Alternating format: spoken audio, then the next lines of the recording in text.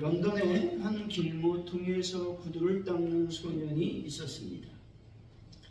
아버지 빚과 아버지가 감옥에 갇혔기 때문에 집안 살림을 꾸리기 위해서 어쩔 수 없이 구두를 닦아야 했습니다. 새벽부터 나와서 밤늦게까지 길거리를 지나가는 사람들의 구두를 닦으면서도 그 소년은 얼굴에 밝음을 잃지 않았다는 것이죠. 늘 노래를 부르는데 밝은 노래만 불렀습니다. 사람들은 그에게 이렇게 묻습니다. 구두 닦는 일이 뭐 그리 좋으니? 라고 물으니 그때마다 소년이 이렇게 대답했습니다. 즐겁습니다. 저는 지금 구두를 닦는 것이 아니라 희망을 닦고 있기 때문에 그렇습니다. 라고 말했다는 것이죠. 이 소년이 누구일까요? 바로 올리버 트위스트라고 하는 세계적 명글을 쓴 세계적 작가 찰스 디킨스라고 하는 분입니다. 아무리 먹구름이 짙어도 그 먹구름 뒤에는 찬란한 태양이 있다는 것을 믿어야 하는 것입니다. 아멘. 2500년 전 바벨론에서 울부짖던 유다 백성들처럼 오늘날에도 똑같은 신음소리를 내는 사람들이 많이 있는 것이죠. 하나님 왜 제 기도를 들어주시지 않습니까? 하나님 왜 제 사정을 돌봐주시지 않습니까? 아마도 하나님은 저를 잊으신 건 아닙니까? 하나님은 저를 버리셨는가 봅니다. 라고 울부짖습니다. 여러분, 우리는 조건과 환경이 어렵고 힘들어도 그 모든 것을 협력하여 선을 만들어내시는 하나님의 살아계심을 믿어야 하는 것입니다.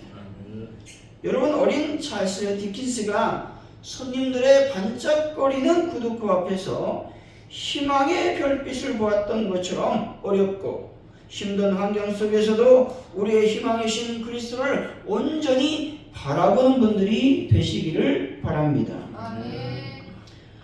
여러분, 희망으로 사는 복된 주의 백성들이 다 되시기를 바랍니다. 기에로 게브르가 책을 썼는데 죽음에 이르는 병이라고 하는 책을 썼습니다. 이 책에서 사람을 죽음으로 몰고 가는 것은 절대적 절망이라고 말하고 있습니다. 세상을 살다 보면 항상 좋은 일만 생기는 것이 아니죠. 근데 문제를 만날 때마다 가장 중요하게 생각해야 되는 것은 우리들의 태도라는 것이죠. 그 문제를 어떻게 대응할 건가, 어떤 마음을 갖고 그 문제를 대할 것인가 라고 하는 태도가 매우 중요하다는 것이죠. 우리가 정약전 우리가 잘 알고 있죠. 신유학기 때에 16년 동안 흑산도에 유배되어 그곳에서 흑산도 근해의 생물을 직접 채집하고 관찰해서 자산어부라고 하는 책을 썼습니다. 그 내용이 얼마나 정확하고 세밀한지 오늘날에도 중요한 자료로 사용되고 있다는 것이죠. 그는 16년 동안의 고독한 세월을 절대 희망의 기회로 바꾸며 살았다라는 것이죠. 행복한 사람들은 모든 것을 가진 사람이 아니라 상황을 새롭게 만드는 사람인 것입니다. 기독교인은 어떤 상황 속에서 희망을 만드는 사람인 것이죠. 왜냐하면 기독교는 땅을 보는 종교가 아니라 하늘에 소망을 두고 살아가기 때문에 그렇습니다. 주님께서도 사단의 많은 공격과 원수의 핍박이 있었지만 결국 주님은 승리하셨습니다. 우리가 승리의 주님을 기억하며 승리하는 그날을 늘 바라보는 삶을 살아야 되는 것이죠. 그리고 우리 주님은 우리에게 고난의 끝을 주셨음을 믿으시기 바랍니다. 이 고난 가운데 주님의 손길을 보게 하시고 더욱 주의 때를 기다리며 기도에 힘써야 된다는 것이죠. 사랑하는 성도 여러분, 대림절 첫 주에 하늘의 소망을 품고 살아서 상황을 새롭게 만들어 행복한 삶을 살아가는 분들이 되시기를 예수 이름으로 간절히 축원드립니다. 아멘. 오늘 본문의 말씀은 위로의 책이라고 말씀드릴 수 있습니다. 선민의 회복에 대한 말씀인 것이죠. 다시 말해 선민이 회복되는 날 다윗 왕가와 레위 제사장직의 회복과 영원성에 대한 말씀, 즉 약속에 대한 말씀을 해주고 있습니다. 먼저 하나님께서 당신께서 선민에 대해 일러준 말씀, 곧 선민 회복의 예언이 성취될 날이 도래할 것이라고 말씀하고 있는 것입니다. 그날이 도래하면 다윗의 혈통 가운데서 한 의로운 가지가 나게 하신다라고 말씀하죠. 그래서 그를 통하여 선민이 구원을 얻고 다윗 왕가와 레위 제사장직이 영원히 끊어지지 않게 하실 것이다 말씀하고 있습니다. 오늘 말씀을 통해서 희망을 갖다라는 제목으로 하나님께서 우리에게 주시는 희망은 어떤 것인지 하나님의 은혜를 나누겠습니다. 우리에게 주시는 희망은 과연 어떤 것이 있겠습니까? 첫째로 하나님은 선한 말씀을 희망으로 인도해 주신다 말씀합니다. 14절이죠. 한번 읽어봅니다. 시작. 여호와의 말씀이니라. 오라 내가 이스라엘 집과 유다 집에 대하여 일러준 선한 말을 성취하리니 이르리라. 아멘.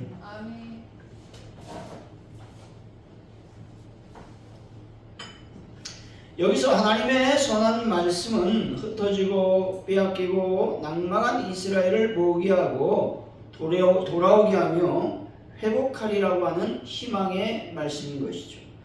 다시 말해서 70년이 차면 이스라엘이 바벨론에서 다시 돌아오게 될 것이라고 하는 말씀입니다. 죄로 말미암아 이스라엘은 바벨론에 의해서 지배를 받게 되었죠. 그런데 이스라엘 백성들에게 희망을 허락하시는데 그것은 선한 말씀이라는 겁니다. 다시 말해서 70년이 차면 다시 고국으로 돌아오게 될 것이라고 하는 말씀이죠. 생각해 보겠습니다. 나라가 멸망하고 포로로 잡혀갔습니다. 70년 후에 돌아온다라는 말이 어찌 희망이고 선한 말이겠습니까? 선한 말일 수가 없죠. 그러나 여기서 중요한 것은 기다릴 수 있는 기간을 정해 놓으셨다는 겁니다.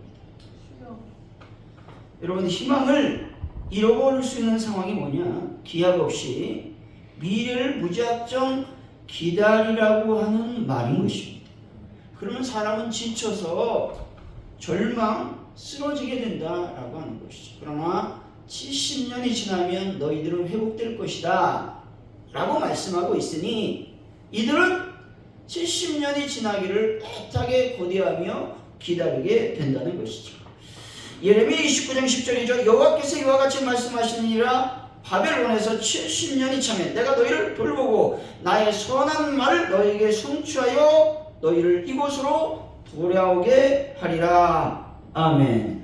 하나님은 희망으로 우리를 고문하시는 분이 아니십니다. 뭘 해줄게, 계속 해줄게. 어떤 분이 그러잖아요. 돈을 빌려간 분이 얘기합니다. 야, 내일 갚을게. 또 전화합니다. 내일 갚을게. 지금까지 안 갚았다는 것이죠. 이게 얼마나 희망 고문입니까? 하나님의 희망은 우리의 삶과 인생 가운데 반드시 이루어진다라는 것이죠. 현실 속에서 성취되는 희망은 우리로 말미암아 기쁨과 즐거움이 넘치게 될 것입니다.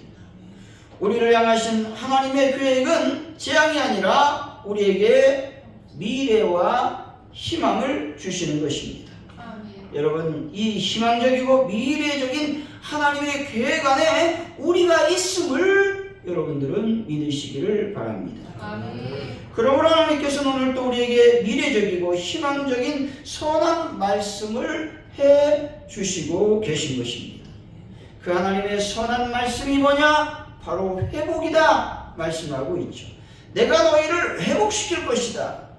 하나님께서 우리를 회복을 시킬 것이다 말씀을 하고 계신데 그 약속은 반드시 성취된다라고 하는 것입니다. 근데 중요한 회복의 전제 조건은 무엇이냐? 철저히 회개해야 된다는 것이죠. 회개함 없이 하나님의 회복은 이루어질 수 없다는 것이죠. 이스라엘의 회복된 결정적인 순간이 뭐예요? 70년이 차고 찰 때에 그들은 회개하는 겁니다. 하나님, 우리가 잘못했습니다. 우상을 잘못 섬겼습니다. 우리가 우상 숭배한 죄를 용서해 주옵소서라고 그들은 철저하게 회개하는 것이죠. 그래서 하나님이 이스라엘을 회복을 시켜주시는 것이죠.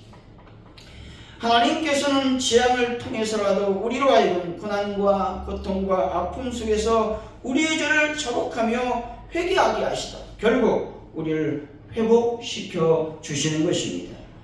이 회복의 약속의 말씀을 우리에게 주시는 하나님은 거짓말을 하지 않는 분이십니다. 민수기 23장 19절이죠. 하나님은 사람이 아니시니 거짓말을 하지 않으시고 인생이 아니시니 후회가 없으시더라. 어째 그 말씀하신 바를 행하지 않으시며 하신 말씀을 실행하지 않으시랴 말씀합니다. 아멘. 하나님은 사람이 아니십니다. 다시 말해서 하나님은 비교된 인간과의 본질적인 차이점이 있다라는 말이죠. 하나님 결코 변함이 없으신 불변성을 지니고 계시다라는 것들을 말씀하고 있는 것입니다. 모든 인간은 시간과 공간의 제한을 받지만 하나님은 결코 시간과 공간의 제한을 받지 않으시고 무한하신 하나님이심을 여러분들은 믿으시기를 바랍니다. 아멘. 거짓말하지 않는 분이 하나님이신데 이 말씀은 하나님의 속성 중 거룩한 성품을 말하고 있는 것입니다. 다시 말해서 하나님은 인간들처럼 때를 따라 어떤 당신의 어떤 약속을 지키지 않는 그런 분이 아니고 또 시시각각으로 당신의 뜻을 변경시키는 분도 아니라고 하는 말씀인 것이죠. 하나님 말씀하신 바를 온전히 지킴으로써 당신의 영예와 명예를 보존하시는 분이십니다. 하나님 또한 후회가 없으신 분이라고 말씀하시죠. 후회는 자신의 말과 행위에 대해 전 의지적으로 깊이 뉘우치는 상태를 말하는 것이죠. 이것은 하나님의 신실한 성품을 말하는 것으로서 당신의 섭리와 경륜에 있어서 털큰만큼의 후회도 없으신 분이다 라는 말씀이죠. 여러분, 오직 하나님만이 우리의 미래요 희망이 되심을 믿으시기 바랍니다. 아멘. 이사야서 40장 4절이죠. 그는 쇠하지 아니하며 낙담하지 아니하고 세상에 정의를 세우기에 이르리니 섬들이 그 교훈을 앙망하리라. 아멘. 우리는 자주 넘어지고 걸핏하면 낭망하죠. 낙심하고 실망하고 또 우울해합니다. 내 소망의 자리가 비구하고 현재 이루지 못한 상실감 때문에 매우 의기소침해 있다는 것이죠. 그뿐만 아니라 육신의 정욕과 헛된 야망도 셀 수 없이 많다는 것이죠. 공의를 세우기 위해서 싸우다가 넘어졌으면 할 말이라도 있습니다. 내가 정의를 위해서 불태웠다 할 말이라도 있는데 하여튼 그런데 말씀 행함이 아니라 자기 감정에 충실하다 보니 낙심하는 것이죠. 어찌 보면 낙심과 절망도 악이라고 말씀드릴 수 있어요. 왜냐하면 하나님을 철저히 신뢰하지 못하고 믿지 못하기 때문에 절망하고 실망하기 때문에 그렇죠. 자기 연민에 빠진 것은 어떻게 생각합니까?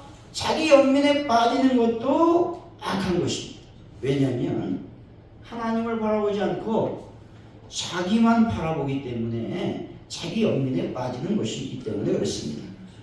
그러나 예수님은 어떤 분이십니까? 예수님은 끝내 세상의 공의를 세우시기까지 쇠하지 아니하시고 낙담하지 않으시는 분이다 말씀하고 있습니다. 예수님께서는 겸손하기 때문에 낙담하지 않습니다. 온유하시기 때문에 온전히 참고 견디시는 분이십니다. 예수님은 하나님을 바라보셨기 때문에 낮고 비천함을 택하셨고 십자가에서 죽으셨습니다. 여러분, 낙담하지 마시고 절망하지 않으신 예수님을 늘 찬양하는 분들이 다 되시기를 바랍니다. 사랑하는 성도 여러분, 회복을 약속하시고 성취하시는 하나님은 우리의 미래요 희망이심을 굳게 믿고 오늘도 내일도 승리하는 분들이 다 되시기를 예수 이름으로 간절히 축원드립니다. 우리에게 주시는 희망은 어떤 것이 있을까요? 두 번째, 예수님을 이 땅에 보내주신 것이 희망이라고 하는 것입니다. 15절이죠. 한번 읽어봅니다. 시작. 그날 그때 내가 다윗에게서 한 공의로운 가지가 나게 하리니 그가 이 땅에 정의와 공의를 실행할 것이라. 아멘. 하나님은 한 공의로운 가지가 나게 하신다고 말씀하고 있습니다. 이 말씀은 다윗의 자손으로 이 땅에 나실 만왕의 왕 예수 그리스도를 가리키는 말씀입니다. 유다가 회복되는 날 하나님은 다윗에게서 한 공의로운 가지를 나게 하실 것인데 다윗에게서 날 공의로운 가지는 예수 그리스도 메시아라고 말씀하고 있습니다. 그는 종말의 때 구원자로서 유다의 왕으로 다스릴 것이며 유다 땅의 정의와 공의를 행할 것입니다. 바벨론의 종말을 알린 다윗 왕조는 몰락한 왕가였습니다. 다윗의 혈통 가운데 다시 왕이 나온다는 것은 생각하기 어려운 일이었습니다. 왜냐하면 나무에 비유해 보면 그 나무는 썩은 고목이었기 때문에 그렇다는 것이죠. 근데 하나님께서는 그처럼 몰락한 다윗 왕가에서 한 의로운 가지를 나게 하신다고 말씀하고 있는 것입니다. 이것은 비록 다윗 왕가가 몰락한 왕가였지만 그 생명마저 완전히 상실한 상태는 아니다 라고 하는 말씀인 것이죠. 정의와 공의를 실행한다 라는 것은 무슨 말이냐? 약자를 돕는다 라는 말입니다. 이는 요시야 임금을 평가할 때서 잘 나타나 있는데 예레미야 22장 16절의 말씀입니다. 그는 가난한 자와 궁핍한 자를 신원하고 형통하였나니 이것이 너를 알미 아니냐 여호와의 말이니라 말씀합니다. 요시야 임금은 가난하고 궁핍한 자를 위해서 정의와 공의를 행함으로써 형통하게 되었다고 말씀하고 있습니다. 우리가 형통을 해서 기도하죠. 하나님 나에게 형통을 허락하여 주옵소서 기도합니다. 우리가 기도할 게 뭡니까? 하나님 내가 연약한 자를 돌보는 자가 되길 원합니다. 하나님의 정의와 공의를 행하는 자가 되길 원합니다. 라고 기도하며 그 삶을 살면 여러분의 인생은 형통한 삶이 될 것이다 라고 말씀하는 것과 같습니다. 다윗 계약을 통해서 하나님께서 세우신 유다 왕에게 가장 요구되는 것은 하나님이 무엇인지를 알고 그대로 행하는 것이다 라는 것이죠. 그런데 하나님께서는 가난한 자와 궁핍한 자를 돌보는 사람이야말로 하나님을 아는 사람이라고 말씀하고 있는 것이죠. 그리고 황폐화된 유다의 회복은 다윗 후손 가운데 하나님의 뜻을 정확히 알고 정의와 공의를 실행하는 통치자로 인하여 완성될 것이라고 말씀하는 것입니다. 그분이 누구라고 말하고 있습니까? 예수 그리스도다 말씀하고 있는 것이죠. 아멘. 여러분 예수님께서 이 땅의 정의와 공의를 이루시는 그날 그때에 하나님을 기뻐하며 찬양하는 분들이 다 되시기를 바랍니다. 아멘. 이렇게 정의와 공의가 실현되는 그날 어떤 일이 일어나겠습니까? 그것은 유다에게 구원이 임한다고 말씀하고 있습니다. 16절이죠. 한번 읽어봅니다. 시작. 그날 유다가 구원을 받겠고 예루살렘이 안전히 살 것이며 이 성은 여호와는 우리의 의라는 이름을 얻으리라. 아멘. 여기서 예루살렘은 문자적인 예루살렘이 아니라 하나님의 본 백성이 모인 교회를 가리키는 말씀이죠. 그리고 여호와라고 하는 그 말은 확대 해석해 보면 하나님 가운데 제2위이신 성자 하나님을 말하죠. 다시 말해서 예수님이라는 말씀이죠. 본절은 예수 그리스도에 의해 그의 백성들의 교회가 통치되는 날에 교회가 그리스도의 의로 불리게 될 것이라고 하는 의미를 지니고 있습니다. 예수님이 우리의 의라고 불리게 된다라는 것은 예수님의 의가 우리 성도들에게 전가되었다라는 말씀이죠. 다시 말해 절대 의로우신 의로우신 성자 하나님 예수님께서 사람이 되셔서 세상에 오셨습니다. 그 예수님께서 하나님께서 택하신 자들의 죄를 짊어지고 그들을 대신하여 십자가에서 죽으심으로 그들의 죄값을 지불하셨습니다. 아멘. 그리고 예수님의 의를 예수님께서 하나님께서 우리들에게 전가시켜 주신 것입니다. 아멘. 우리는 불의와 죄악, 게으름과 나태, 그리고 고집불통, 즉 의를 행할 능력이 전무한 불의하기 그지없는 자들이었지만 그리스도를 믿음으로 의롭다함을 얻게 되었습니다. 아멘. 사랑하는 성도 여러분, 예수님의 의가 내 의가 되었으니 의로운 삶을 살아서 빛과 소금의 역할을 감당하는 분들이 되시기를 예수 이름으로 간절히 축원드립니다. 아멘.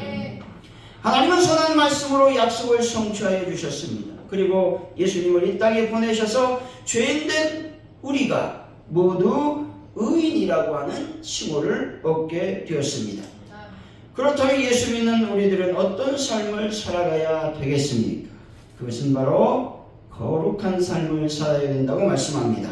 18절이죠. 한번 읽어봅니다. 시작. 내 앞에서 번제를 드리며 소제를 세우며 다른 제사는 항상 드릴 레위 사람 제사장들도 끊어지지 아니하리라 하시니라. 아멘. 레위 사람 제사장들이 끊어지지 않는다고 하나님께서 약속하셨습니다. 레위 사람들이 가장 중요하게 생각해야 되는 것은 뭘까요? 제사인데 그 본바탕에서 중요하게 생각해야 되는 성품은 뭘까요? 거룩함이죠. 거룩함 없이 제사를 드릴 수 없기 때문에 그렇습니다. 왜 제사장들이 하나님께 제사를 드리는 겁니까? 그것은 하나님을 섬기기 위한 것이다 라는 것이죠. 제사장들의 가장 중요한 본분은 바로 하나님을 섬기기 위한 것입니다. 그러려면 자신 스스로 거룩해져야 한다라는 것입니다. 우리가 삶을 살죠. 여러 가지 직업을 갖고 살아갑니다. 그 직업을 갖고 살아갈 때 여러분들의 본분이 뭐냐? 하나님을 섬기는 것인데 어떻게 섬겨야 된다? 거룩하게 섬겨야 된다고 말씀하고 있는 것입니다. 베드로전서 2장 5절이죠. 너희는 산들같이 신령한 적으로 세워지고 예수 그리스도로 말미암아 하나님이 기쁘게 받으실 신령한 제사를 드릴 거룩한 제사장이 될지라 말씀합니다. 여기서 너희는 예수 믿는 자들을 말하죠. 예수님 영접한 사람들은 누구라고 말합니까? 거룩한 제사장이다 말씀하고 있습니다. 예수님을 영접한 거룩한 제사장은 어떤 삶을 살아야 됩니까? 거룩한 삶을 살아야 된다라고 하는 것이죠. 뿐만 아니라 예수 앞에 나오는 자는 누구든지 거룩한 제사장이 되어서 생명의 근원이신 예수님과 연합하는 삶을 살아야 된다 말씀하고 있죠. 그리고 우리는 다른 그리스도인과 더불어 하나가 되어야 될 존재다, 거룩한 존재다 말씀하고 있는 것을 보게 됩니다. 사람들이 단지 교회에 나올 때 그리스도인이 되는 것이 아니라 먼저 그리스도에게 나와서 그리스도와 연합이 될 때 그리스도인이 되는 것입니다. 연합 없이 예수 믿을 수 없다는 것이죠. 여러분이 예수 믿었다는 것은 여러분 속에 누가 계시다는 거예요? 예수 그리스도, 성령님, 하나님이 계시다라는 말씀이죠. 아멘. 그러니 내 입에서 주여 하나님 아버지라는 말이 나오게 된다라는 것이죠. 신령한 집, 즉 산돌같이 신령한 집을 세워서 거듭난 자들과 연합될 때 아름다운 교회를 이루게 된다는 것이죠. 여기서 거룩이라고 하는 말은 무슨 말이냐? 예수님과 연합한다라는 것을 말하고 있는 것입니다. 루이스 벌코프라고 하는 이분은 조직 신학자인데 그 신학에서 그리스도와 연합을 이렇게 말합니다. 그리스도와 그의 백성 사이에 친밀하고 영향력 있는 영적인 연합입니다. 이 연합을 통해서 그리스도는 자기 백성의 생명과 힘과 그들이 받은 축복과 구원의 원천입니다 라고 정의하고 있다라는 것이죠. 예수님과 영적인 연합을 통해 성도된 우리는 영생의 복을 받고 구원의 복을 받았다라는 것이죠. 그리스도와 연합을 한다라는 말은 예수님과 함께 죽는다라는 말씀이죠. 로마서 6장 8절이죠. 만일 우리가 그리스도와 함께 죽었으면 또한 그와 함께 살 줄을 믿노니 말씀합니다. 예수를 믿는다, 예수님을 믿었다라는 말은 예수님과 함께 죽었다라는 말인 것이죠. 로마서 6장 6절이죠. 우리가 알거니와 우리의 옛사람이 예수와 함께 십자가에 못 박힌 것은 죄의 몸이 죽어 다시는 우리가 죄에게 종노릇하지 아니하려 함이니 말씀합니다. 그리스도와 연합한 자는 옛사람을 예수님과 함께 십자가에 못 박는 것입니다. 그리스도를 만나기 전에 나 자신인 옛사람은 이미 십자가에 못 박혀 죽었음을 믿으시기 바랍니다. 죄의 종노릇하던 옛 자는 이미 죽었음을 믿으시기 바랍니다. 욕망에 휘둘리며 정욕에 질질 끌려 다니던 옛 습관은 이미 죽었습니다. 이것을 믿으시기 바랍니다. 이제 예수님과 함께 죽는 나 자신은 성령 안에서 영적으로 하나님과 하나 되었음을 믿어야 되는 것입니다. 그래야 세상 속에서 살아가면서 구별되어 거룩한 삶을 살 수가 있는 것입니다. 여러분, 옛자와 옛사람이 죽었으니 이제 성령 안에서 예수님과 동거동락함으로써 거룩한 삶을 살아가시기를 바랍니다. 아멘. 결론적으로 하나님은 우리에게 선한 말씀을 주시고 예수님을 이 땅에 보내주심으로 언약을 성취하셨습니다. 이제 우리는 예수님과 연합하여 거룩한 삶을 살아가야 될 줄로 믿습니다. 사랑하는 성도 여러분, 선한 말씀을 성취하시는 하나님의 거룩하심을 따라서 성령 안에서 정의와 공의를 행하는 분들이 되어서 희망을 품는 분들이 다 되시기를 예수 이름으로 간절히 축원드립니다. 기도합니다. 하나님 아버지 감사합니다. 우리가 날마다 희망을 품고 희망을 닫고 예수님을 바라보는 삶을 살게 하여 주옵소서. 그래서 하나님께서 약속하신 회복의 말씀이 나의 삶 속에서 인생 가운데 성취되게 하여 주실 줄로 믿습니다. 하나님의 말씀 가운데 오늘도 내일도 거룩한 삶을 살아가는 저희들의 삶이 되게 하여 주옵소서. 감사합니다. 예수님의 이름으로 기도하옵나이다. 아멘.